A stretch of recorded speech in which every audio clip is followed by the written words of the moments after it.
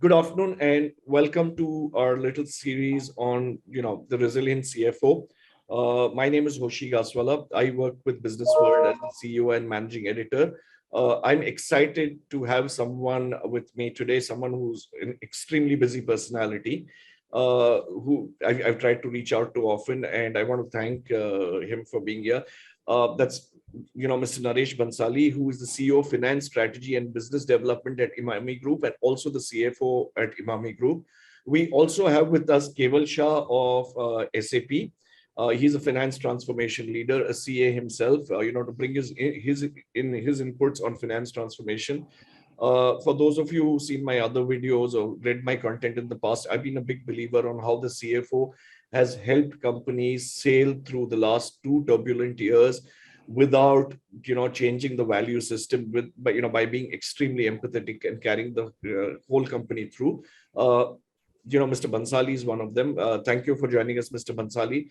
I'm going to start with a few questions for you, and we will keep it interactive. The last 2 years have been turbulent, and I really do not want to say this, but again, there is some uncertainty in the air right now, and we are hoping that it all passes.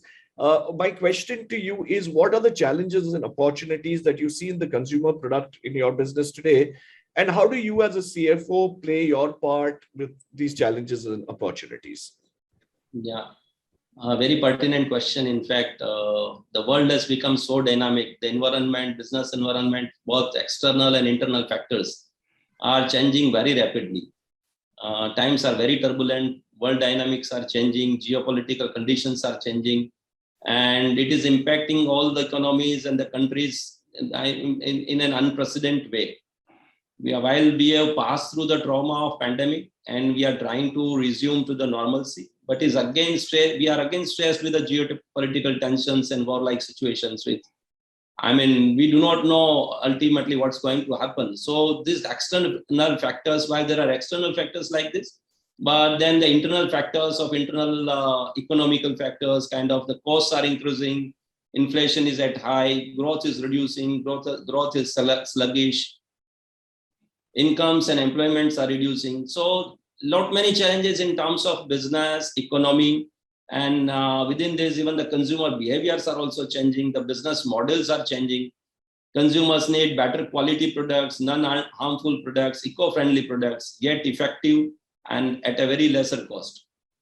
And unlike earlier times where we are used to provide the consumers the products at the grocery shop or in the general trade, now you have to have a presence in every channel. So there is a complete disruption, channel disruption as well. And so your products are required to be made available at every touch point, be it the grocery shops or chemist shops or modern outlets or e-commerce platforms, or even the company's specific website. So businesses are becoming complex and the challenges are not many, evolving and increasing. However, the challenges also bring many opportunities as well. Now it has become relatively easier to reach out to the consumers through digital platforms, and e-commerce has become very easier. The use of technology has made it possible to predict the behavior of the consumers, and you can predict the need, and as well then you can keep on correcting the same with the modern technology. And the structures also, the management structures have also become more collaborative rather than the hierarchical structures to combat and to take care of this kind of emerging opportunities and the challenges. See, your question of how we are coping up with this coping up with the challenges and how to take advantage of the opportunity. Many things, and as we trade on this path of passing through the turbulent times, we have come across many challenges at the earlier stage when it was COVID at the first time, when we were all apprehensive about what's going to happen. Would it be a kind of complete breakdown, complete health issue? Who will survive and all?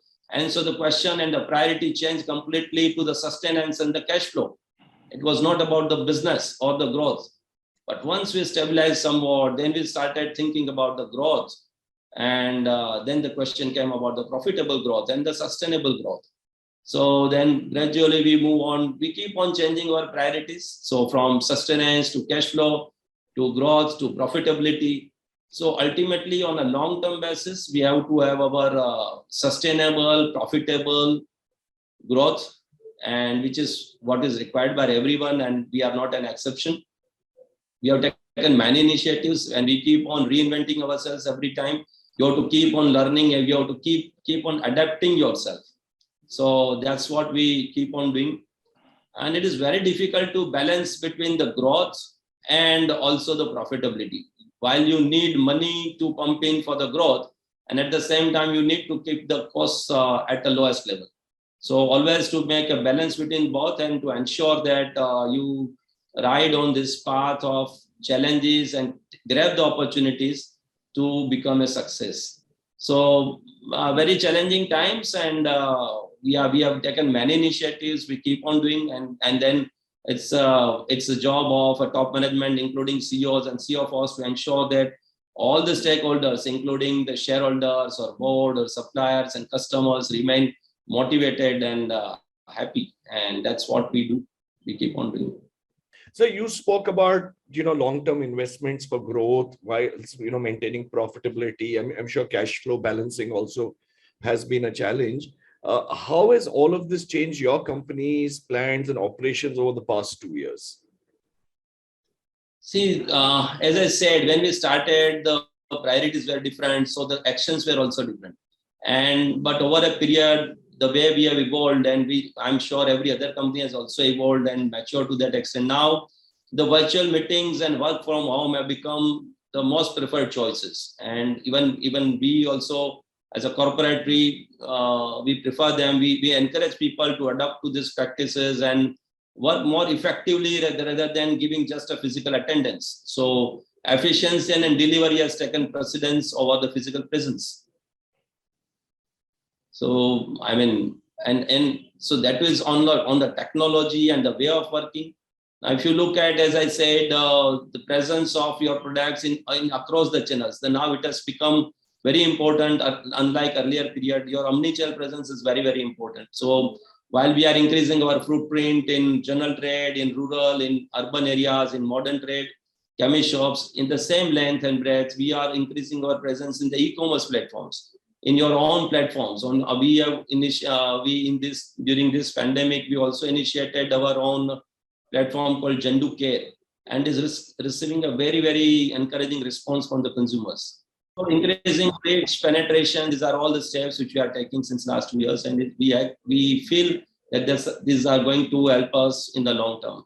I think you hit the nail on the head. I've been wondering what helped us, undergo a transformation ourselves from a loss-making company to a profit-making company in the most trying times. I think one of the key things was productivity. All focus went on productivity, and it kind of remains. And I think you hit the nail right on the head. Absolutely, that's the way. The way of looking at the things has completely changed. Yep. We were. Otherwise we have at all the offices, and we were expecting the people to come and attend and all these 5 days. But now we expect them to work, whether they are working from home or anywhere else. That doesn't matter. So we are very flexible now. You did speak about, omni-channel and basically a D2C kind of thing. But, what is your take on, consumer products business? Does it need a rapid business transformation after these 2 years? See, rather than transformation, I would say that it is always, it's a regular thing. It's unlike a one-time transformation. So adapting to the newer things is a more contextual and relevant thing in today's environment, because the world is changing very fast than what we expect. And so our priorities also change. The basic priorities, I think, going forward would remain the way we have done, providing good products, innovative products, effective and environment eco-friendly products, adapting technology in every sphere of business, and the technologies are emerging, keeping appraised of what's happening and how we can further help the consumers and the trade through technology in delivering what they are expected to and delivering their results to their expectation. And also the faster response to the to the market is something, to the market, to the consumer needs, and in the evolving opportunities is something is going to be the mantra for the winning companies. We touched on technology in different ways while speaking right now. We really did not discuss technology, but where do you see improvement areas for the use of tech now going forward? See, while I mean technology in everything which we do, right from the way of developing products using technology there, the technology gadgets in the R&D, right from the instruments, the providing services to the consumers, from there to everything that we do. I think going forward, the usage of analytics, big data and analytics is going to play a very, very major and important role. And many of the implementations which we kept on lingering per se for ourselves now got a lot of precedence over others, like digitization of accounts payable processes or virtual meeting portals, or now secured access and usage of information from anywhere. Any person can connect with SAP or for any other important information from anywhere, wherever they might be. So this has been made possible during this period, and now the way of thinking, as we discussed, has changed. And many other collaborative platforms have emerged. So taking advantage of them, making them more relevant and contextual to our business is the key. And we're taking full benefit of these emerging technologies, and we are geared to take this. Thank you, sir. For you, it must be, because looking at your businesses, a lot of them would have been through channels and channel partners and an entire supply chain. Now, in several cases, you all would be directly connected with the consumer, the customer directly. So yeah, there's going to be a lot of data and data at play that will help direct the D2C business as well as delivering through your partners. Keval, this is where you must come in. And I know that, obviously SAP 50-year-old company, a lot of products, but where do you see, you've been working with different consumer product companies, where do you see improvement areas for the usage of technology going forward? Yeah, so as Bansali sir, Mr. Bansali mentioned that there are certain key focus areas. For example, the omni-channel commerce, right? Uh, the utilization of the big data. This is based on the consumer data and the insights that you can get out of it. Um, the third thing I think that we alluded to was sustainable products, right? The consumers are not just interested in what the product is, what is the function, but they are also interested in terms of how is it sustainably made, right? Yeah, and the fourth thing is how consumer product companies can, marry the entire supply chain such that it is resilient, right? Because there are so many shocks that have come in the last 2 to 3 years, supply shocks, labor shortages, costs rising, disruptions. How can you make that entire supply chain, which is very important to finally deliver that product to a consumer, uh, really seamless and kind of adaptable, as sir mentioned. So uh, basically this can be done, I mean customers have done it using technologies like IoT, using real-time analytics, right? So supply chain making it resilient is one thing that they focus upon. Second, that we have seen as a strategic initiative is omni-channel commerce, basically making sure that the consumer can be reached out through any and every channel that exists in the market, right? Uh, and utilizing that consumer data now to kind of get insights into individual shoppers and their behaviors, right? And categorizing them into, let's say, type of consumers based on demographics, based on geography, based on time of the year, multiple things, right? So these are the four things that I have seen, at least in consumer products industry, where the next set of investments is happening, right? And uh, from a CFO perspective, I think it is important to understand what this means. That this means that from we have to now have finance also picked up in terms of giving a predictable profitability or a business that they are going to do. uh, in terms of accuracy, it needs to be uh, better than what it used to be in yesteryears, because now we have more data points, we have more information, not just of the consumers but of the supply chain as well. So the profitability and the expected profitability going forward is something that needs to be very accurate and needs to be delivered by the finance function. That is where the focus area is what at least I am seeing with consumer product companies.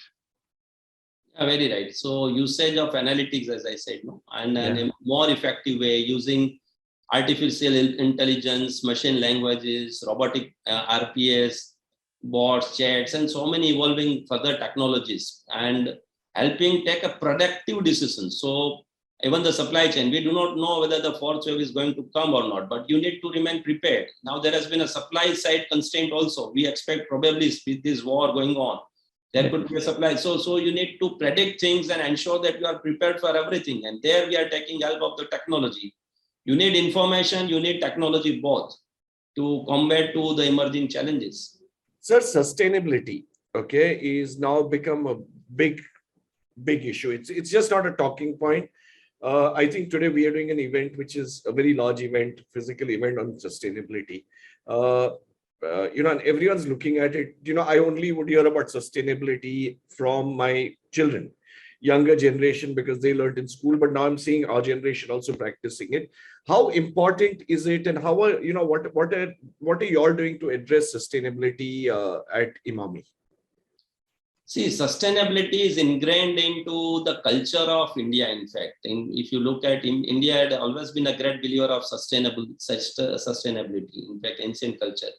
But nevertheless, our business model, Imami, is always on the path of delivering effective Ayurvedic products based on using Ayurveda and using modern laboratory practices. So we have always believed in providing the products which are good for health, which are good for the environment, for the society. The products, the materials, packaging, processes, etc., are always taken care of, that they are environment friendly to the extent we can make it more and more environment friendly. The usage of plastic also over a period has reduced substantially.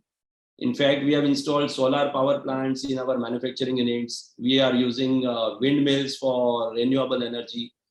In our works in manufacturing units, 70% of our water is recycled, 70%.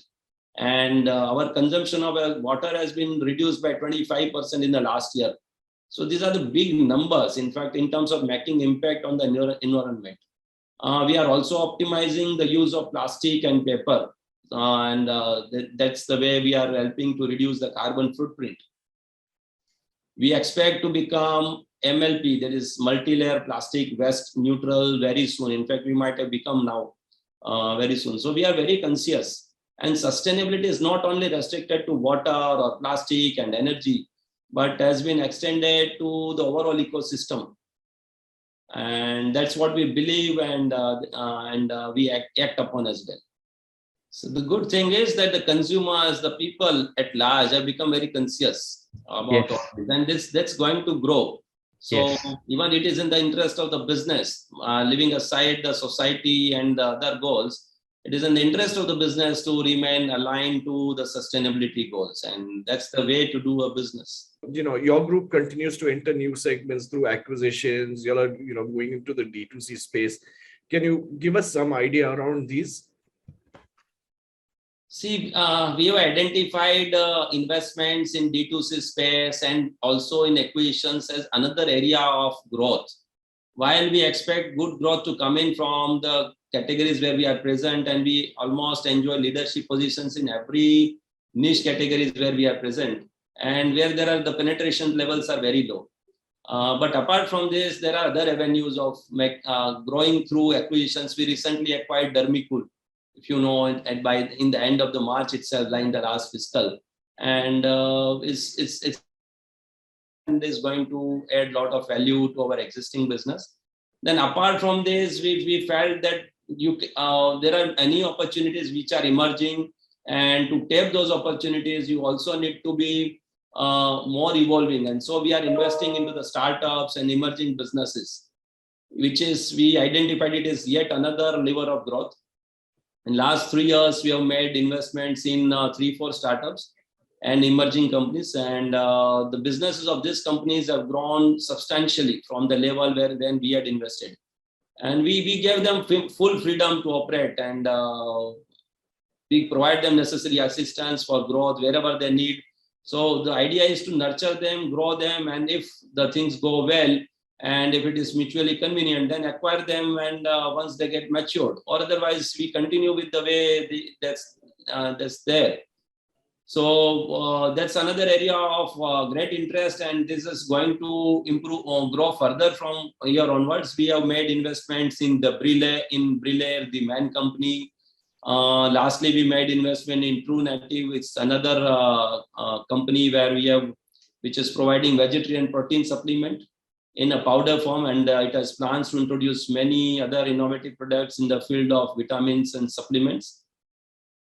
So yes, there are very good aggressive plans on investing in this kind of newer ideas, innovations, and D2C companies going forward. Sir, we see a newer generation now, taking charge at the group. Is there going to be a focus on transforming businesses rapidly? You also spoke about investing in startups. Is that a part of, a new age leadership coming in? See, the founders, Mr. R.S. Agarwal and Mr. R.S. Goenka, they have relinquished their executive positions. Mr. Agarwal is now designated as Chairman Emeritus, and Mr. R.S. Goenka has been designated as the non-executive chairman of the company. But at the same side, one family member from Goenka family and another from the Agarwal family, they have been appointed, both Mr. Mohan Goenka and Harshvardhan Agarwal, as the vice chairman. All these changes have been made with a view to comply with the forthcoming SEBI regulations, SEBI and other regulatory regulations. And it also helps us in the smooth transition from the founders to the next generation.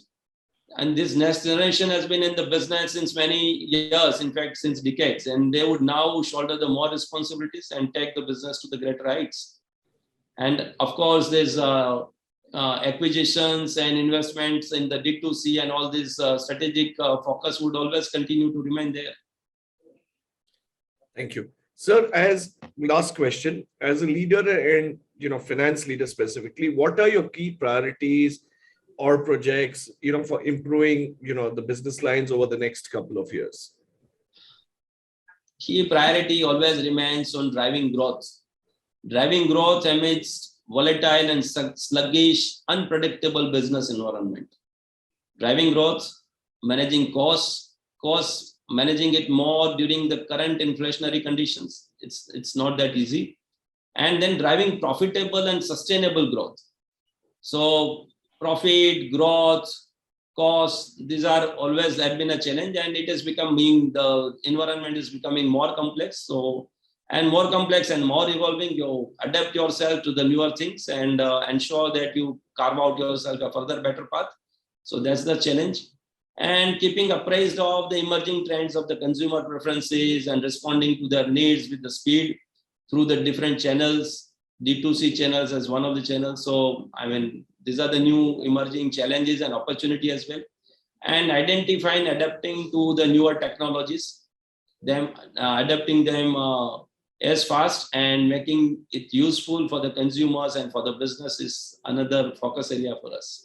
Thank you, sir. It was wonderful chatting with you. Thank you, Keval. Anything, your parting words, anything from you?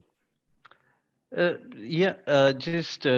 think just a comment. I think it was a great picture that Mr. Bhanushali painted in terms of what are their priorities. I think these are uh, these are the areas that they are working upon. I think if every company can look at that kind of a vision within consumer products industry, I think they will do the best not only for themselves but for their employees and consumers as well. And that is something that definitely uh, technology can also contribute, but at the same time, I think businesses are taking that right steps towards ensuring resilient supply chains, making sure that omni-channel is available, um, and also making sure that sustainable products are being delivered. So I think these are some of the things that definitely I want to contribute to as well. By working along with the CFOs, we have been working with some of the marquee companies in India to actually achieve that those visions, and we want to continue to learn from customers like Emami, and definitely also look at how we can contribute and value add more. So, thank you.